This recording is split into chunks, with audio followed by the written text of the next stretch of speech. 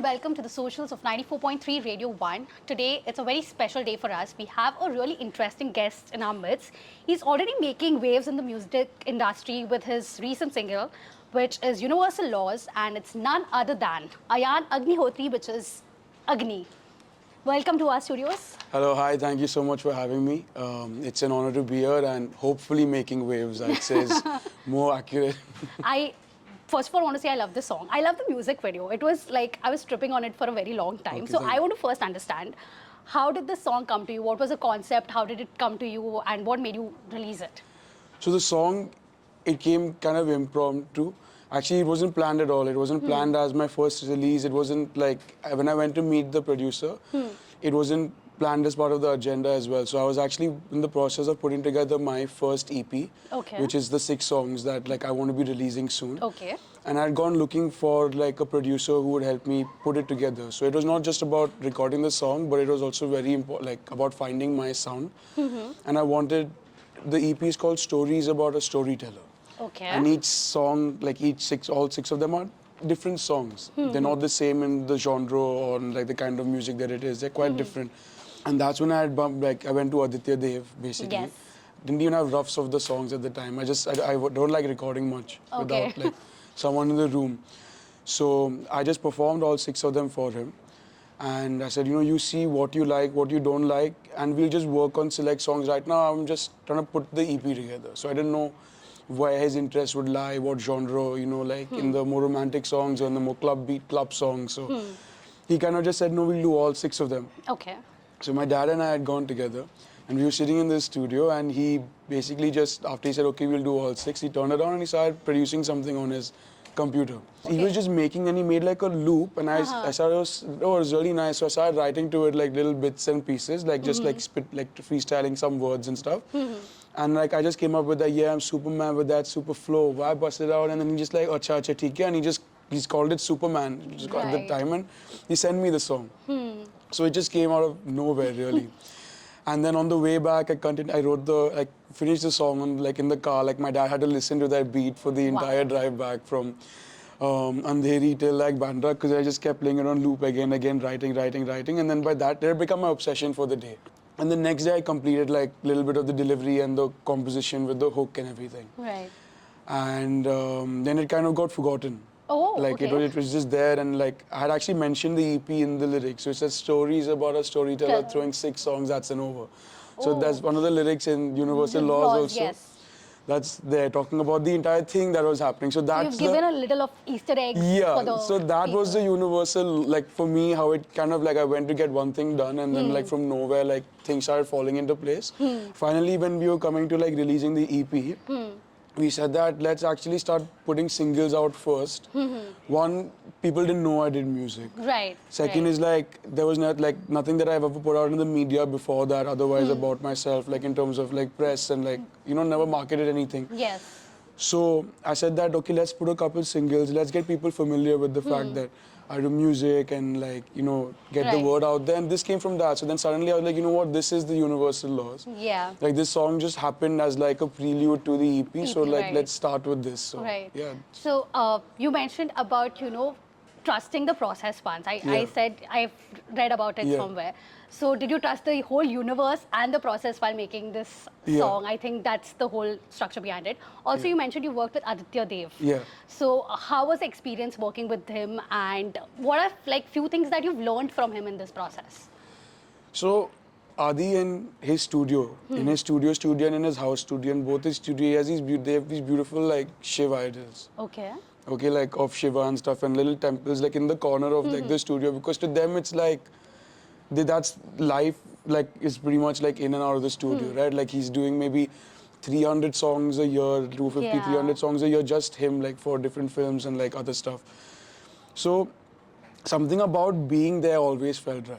Okay, wow. Like we've had this discussion like later, like after like recording like 7, 8 songs together, that there's a solid, if you're there in the studio for like 2, 3 hours, there's a solid hour that we don't know where it went. Okay. Like work has happened, things are moving along, but like we don't actually like we would go into the flow state. It's like we kept seeing like someone takes over, like like Bhagwan took over. Like we don't know like where that time's going. Like the time just felt like There's some sort of inspiration also Yeah. that kind of happens. Yeah, something that comes like spontaneously. Like even Yes. for him, he's the kind of person who he would keep trying different things, and like every experiment of his, like they worked. Like we were both discovering things in the studio. Like this is like the findings of two artists discovering things in the studio. Studios, right. Like there wasn't a plan, so like you Right. just say to trust the process. Yeah, we did, because every time we tried something new, or like his idea struck an idea for me, and like, you know, let's try it this way, take it this. What if we did that to the, let's, you know, DT here, let's like. So everything came from like a series of like inspirations and ideas that like both of us had and took over.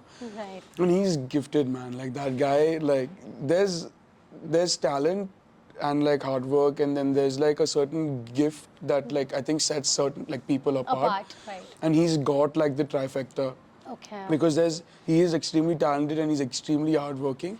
But there's these like certain innovations that like just they randomly come, like they come from like out of nowhere, not from any conversation or from any thought. They're just like an inkling or an instinctive like inclination that he's had towards wanting to do Right, it. That's yes. just worked. So he's by far one of the greatest people that like I've worked with, and I'm like honored that he continues to work with me and help me make music and discover my sound. Okay.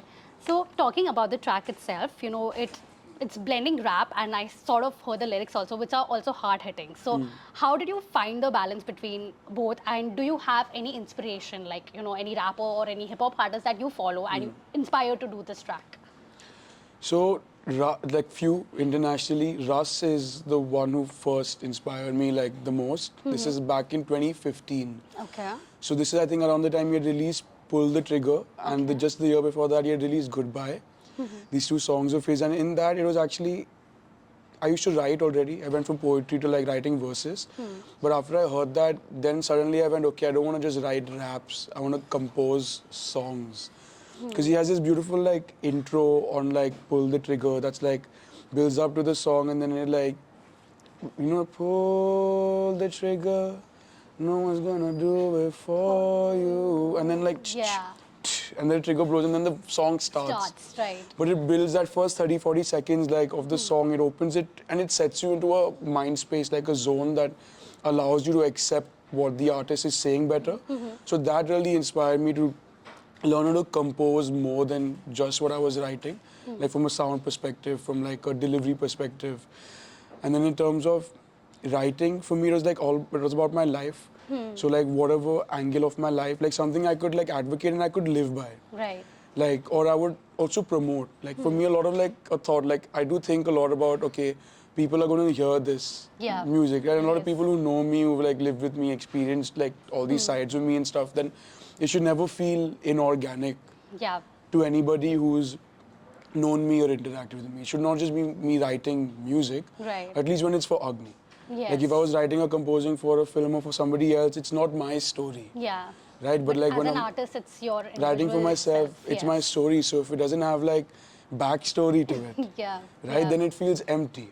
So it was just a matter of obviously balancing the format that works with like the narrative that's mine. Right. Okay. So you would also mentioned that, you know, you started with poetry and then you moved into songwriting and now rap. So can you tell us about that transition and what has inspired you to pursue music professionally? Yeah, so I was sad 15, 16-year-old boy, I think, like a lot of other 15, 16-year-olds. Look, a lot of confusion and like biological changes and like lots of things going on. The world feels like it's ending during the board exams and like it's like, I think everybody like feels that same, goes to the same like spectrum of emotions. But we were studying Thomas Hardy, this poet, when we were in school in English literature. And he did like a lot of like really sad like poetry, different outlook on life. So definitely like I guess a part of studying it also teaches you how to look at life in like a different perspective. So a lot of things that I felt that I didn't really know what to express or how to express and stuff started coming out like through random words. Like I used to sit, we had a refuge area in our building. We have a refuge area just on the floor above. So I'd go and I'd sit in the refuge area. And it would start from as simple as the sun is shining, the leaves up, like nonsense, nothing, and then there was a guy sitting and like nothing. This is the start of like whatever. And the thing is, I felt it was never good writing. Like at least that early bits of writing like was not Do you good go writing. back and read? I do, I do Oh God. at times, but it's okay. It's like it's generic or it's like it's there. But the thing about what's beautiful to me is that today as a writer, when I look back, those lyrics were generic to me. But as a person, I was just finding an outlet to express the things that I was feeling that I didn't know how to. So it was beautiful in that way. Right. And a lot of them are still relevant and hold back. Like the first song I wrote, Sway, I went recently actually rediscovered that one. Okay. And when I was going through it, like I thought, you know what, I think it's, at some point I should bring back that song and like see what I can do with what I wrote then that actually begun me on this journey. Right. That basically talks about like not losing your way, like not swaying off track. It's really important, Yeah. like, to find your way. And sometimes, like, what you've written in the past, you're like, oh my God, that was the emotion that I was feeling. And sometimes it's really relevant in the current times as well. And some a lot of the songs on my EP also are from across like this span of time. So like one is 5 years old that I wrote and composed, one is 2 years old. It's like different chapters essentially that I've put together. So poetry became spoken word. And then when I went to university, rap was way cooler. So it started to transition into rap from poetry and spoken word. And then again, like I said, around that time when I got more into Rust, 2016, like that time, then it changed into songwriting, composition, writing melodies, right. choruses. Like I didn't write choruses. I just wrote like verse 1, Oh, wow. verse 2. Like I was just writing lyrics almost, like expression. Then it turned into more than just writing expression. It turned about creating an experience, an atmosphere, like, actually completing the story that I'm communicating by giving it these other elements that actually work. Like I also had noticed a lot of songs, rap songs were doing well given the choruses, like hooks, choruses Right. were going viral and the raps along with them, because most people actually just listen to music in sections and in parts and in Parts, grooves, right. and that one thing that really stands out to them that keeps calling them back. Yeah. It's not necessarily the entirety of the song. Right. So I did want to give myself every possible chance of succeeding and like again exploring the art more. Okay, okay. This is a personal question that I want to Yeah, ask. yeah. Okay, what sets Agni apart from Ayan? Like, is there a difference between what you're writing or who you are as a person?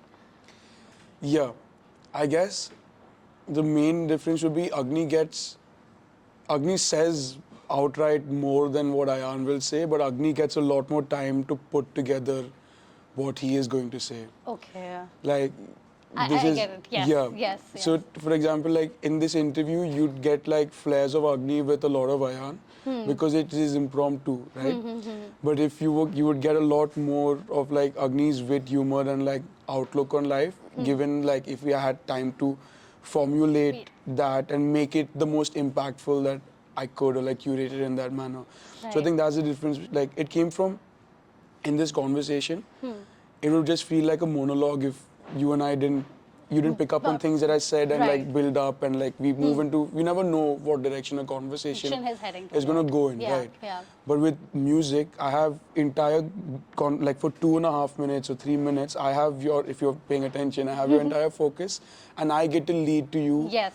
where you're going to go, how the information is going to be revealed to you, and like how music and other elements heighten or dampen those elements to give you that experience that I am trying to create. It's like making a cooking in the kitchen. Like I get to pick all the ingredients and like what finally gets presented to you, Right. and you get to make your judgment on the basis of what's made, not on the basis of the process that made which it. was right. So right. that's the main distinct between like Agni and Ayan, I would say. Like Agni stands by everything Agni says because Agni got time to put that there. There's like I've already gone through every like yes no scenario of why I'm writing what I'm writing and like thought through how everyone will perceive it, even ways that my friends won't perceive it, or people I've never seen, I've never known will listen to my music also, right? Right. So I try to consider that as a perspective while I'm also writing. Right. So it's more curated, but with the right intention. It's curated to complete a narrative. It's like it's a screenplay, not a script. Okay, wow, that's a good thing. Yeah, yeah. Wow, okay. Also, now coming back to the rich legacy that your family has, and as an artist, does that put any sort of pressure on you, or people will have a lot of expectations from you? So how do you deal with it, and do you use that fuel in your creative process, or fuel your motivation to write? Yeah, I'm very competitive. Okay. I come from a family of people that are like competitive, Yes. like brothers and like siblings and everything. So we are in general like quite competitive as like friendly competition. Yeah. Nothing like no like toxic competition. It's all Yeah. very healthy competition. But we are either verbally or silently at times are competitive. Okay. So for me to be surrounded by people and generation after generation who have broken records and like set like international like achievements, Yeah. to me that just is a okay. I mean, like if they could do it like generation after generation, like there has to be one in this one also. Yeah. That like by that math. So, anyways, for me it's a competition. Like I go like we say it in humor. We know that like none of us may actually Yeah. like ever And I think achieve they're that. damn supportive Yeah. about everything that you do. So it's not a Yeah. negative competition, but Yeah. a healthy one. Which No, it is, fuels, and yeah. they want like they like to see that, like they like to see someone fighting in some capacity to supersede them, right? Like you want to see progression, Yeah. and like for us also, it sets the benchmark at a level that it's either you settle or you decide to never settle. Right. There's no half-passing like this commitment, right? Yeah, Because yeah. the mile, like the target is the shadow is huge. Yeah. Right, so if you want to walk out of this shadow, like in this field, in this industry, just know you're going to be walking for a very, Very long long time. time. Yeah. Yeah. Okay. Also, speaking of family, Salman Khan has been a mentor to you. So, any life advice that he's given to you, or a career advice he's given to you, or any of the family members, and you've still imbibed it and you follow it in your professional journey right now, if you would like to tell it to our audience, it would be great. Yeah, he's got one, and he lives by this, and he also like makes sure we live by this. And it is just that do what makes you happy, okay? And it's paired up with this other one, which is listen to everybody Okay. and do what feels right to you. Okay. So it's a combination of these two things, which is like he says, he's always respect everybody, always listen to everybody. Someone's giving you their opinion, whether you like it or don't like it, listen to them. Hear what they have to say. There will be some good in it and some bad in it that you have to decide, because only you see your life from where you see it, Right. right? Other than that, you just have to do what makes you happy, because no one apologizes to you for making a decision that made you unhappy. Oh, right. Wow. Right, like Yeah. no one will ever give you the closure of like regret or an apology. So at the end of the day, you need to know in your head that you decided to, so if good or bad, your decision. Yeah. Comfort and closure, acceptance, all of that lies in your decision. Yeah. Don't allow somebody else to have that power, and don't be so weak as to give somebody else that like power. Yeah, power. very important. Yeah. Also, speaking of art, it thrives on collaboration. Yeah. So, any artist, Indian or international, that you want to collaborate in the future, who would it be and why? I really want to collaborate with AP. Oh, okay, wow. Like really, internationally, of course, like the guys who I look up to and I'm inspired by, I really want to. But Yeah. like from like the Indian music scene, like I find I'm very fond of AP's music. There's an emotion, there's a passion in him as a performer. Yeah, yeah. And even the songs, Yeah. like when he writes in Punjabi, like me as a person who does not know Punjabi, I will sit and Same. go and Google the lyrics. What does it mean? Yeah. And then I'm like, oh wow, this is the meaning of the But song. at some level, like I listen to songs of his and I feel like I don't know what he's like, literally know what he's saying, but I feel it. Yeah. Like, okay, like I don't think I'd get the translation off by a lot, because like somewhere like it's so honest Yeah. that it crosses the barrier of language.